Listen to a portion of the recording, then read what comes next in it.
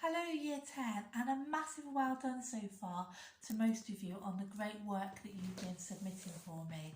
So far since you've been off, you've been looking at social class education and the differences there, looking at material deprivation, looking at cultural deprivation, cultural capital, and how all those factors play a part in why some kids do better than others at school. You've also looked at in-school processes, so for example, how schools themselves may promote inequalities through setting and streaming, teachers labelling, and the curriculum, how that can have an impact on how people do. You also last week, a lot of you gave me a really good essay looking at why girls are more likely to succeed than boys. So looking at gender inequalities, looking at gender quake, Sue Sharp, Paul Willis's ideas on these anti-school subcultures, Mac and Gale's ideas, and there were some really good essays. If you haven't done it, please have a go at writing the essay on one hand, on the other hand, and send it in to me because I do still need to get assessed grades for you, and you may have to do this in an exam, so it's really important that you try. Well done on the quizzes. I'm going to try and set one every week for you. Really good to see people getting really good marks on them. I hope you're finding those useful. So I thought today I would try and explain a little bit of the next bit we're doing. We're still looking at education, but this time we're looking at why there are differences in the attainment, so what kids get dependent on their ethnic background.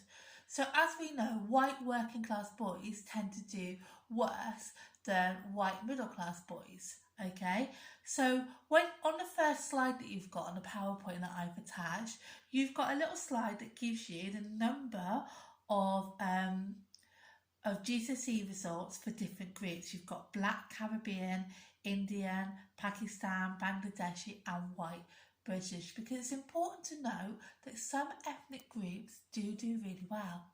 Okay, if you look at the table, you will see that Indian students actually do better than the other students. Okay, so the Indian students are doing the best.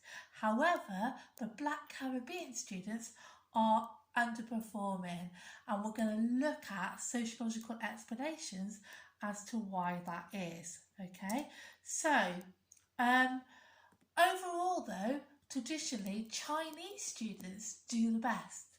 Okay, they do the best at school up to GCSE and A-level.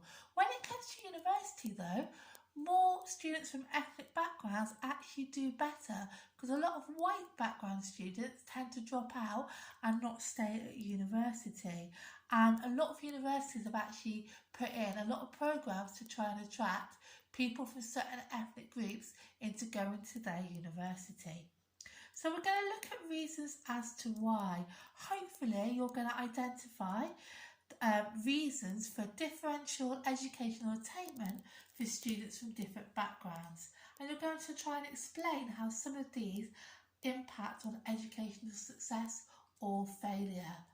Okay, so next bit I want you to think about true or false. So white British children perform the best in school. True or false? That is actually false. They don't always. Chinese children achieve the highest results in school. That is true. Afro-Caribbean girls do well in school. Well, they do better than the Afro-Caribbean boys. Some Afro-Caribbean boys that underperform education. Well, that is unfortunately true.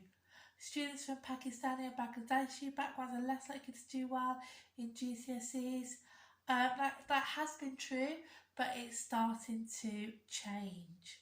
Okay, so we've got some different ideas here. So there's lots of different reasons as to why pupils from different ethnic backgrounds maybe don't do as well. And some of them we've already looked at, because obviously some of the reasons are because those people are living in poverty. So some of the explanations we use to explain social class and inequalities, we're going to use again here. There's also things to do with language. So language barriers.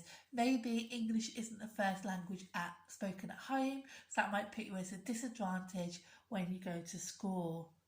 Also, some cultures, of some ethnic cultural backgrounds, the parents may have more of an invested interest in the students going to school. So we're going to look at parental encouragement. Okay, Chinese parents do a lot more to push their students than maybe students from other ideas. Peer pressure, and then unfortunately some schools there are teachers that actually might be racist, or the curriculum might be racist, and we call that the ethnocentric curriculum, when the curriculum just concentrates on things that are for the dominant class. Okay, so we're going to look at that. So you've got a few tasks to do. The first one would be a card sort. Now if we were in class, you'd have the piece of paper and you could colour code it. If you can't print it, just number them, okay, and put them into the different categories, maybe making a note of some of them. So you've got lots of studies here. You've got a study by a lady called Cecil Wright, who did research in the 1980s. She went into school, she interviewed students, she sat in the staff room, she interviewed teachers, and she found that there was a lot of racism, this in the 1980s, from teachers towards black students.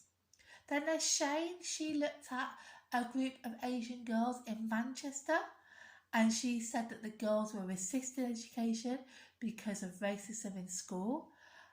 Tony Sewell, who did a study on Afro-Caribbean boys, and found that one of the reasons that they weren't doing very well is that they were being brought up in a single parent family and they lacked a male role model. Okay, so you could link that possibly with the new right ideas on education. Okay, we've got evidence to explain how some students from Pakistani and Bangladeshi backgrounds have English as their additional language. So maybe that might explain why they're at a disadvantage.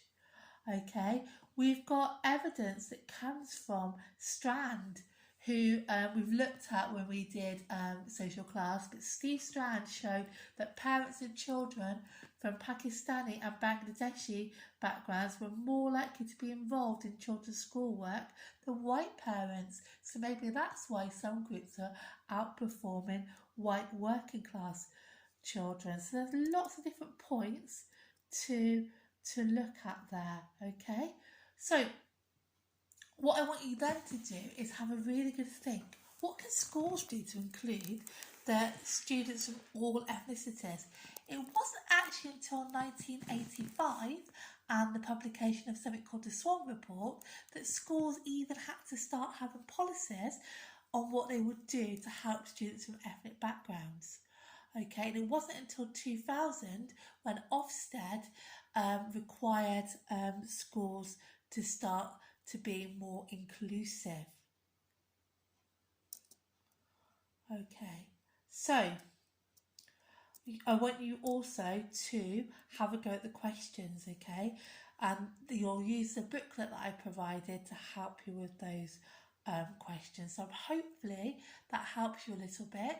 At the end of this week, there will be a quiz, and eventually there will be an 8 marker and a 15 marker on what we're doing today. Any questions, pop it on Show My Homework for me. Massive well done for all the brilliant work lots of you are doing. Please make sure that you keep your notes together so that when you're back in school you can stick them into your yellow folders that you've got, and obviously ask me any questions that you like. Okay, I hope you find this useful. I absolutely hate talking into here, but I'm hoping it will help you and you'll find it useful. Okay, take care, stay safe and well. Bye.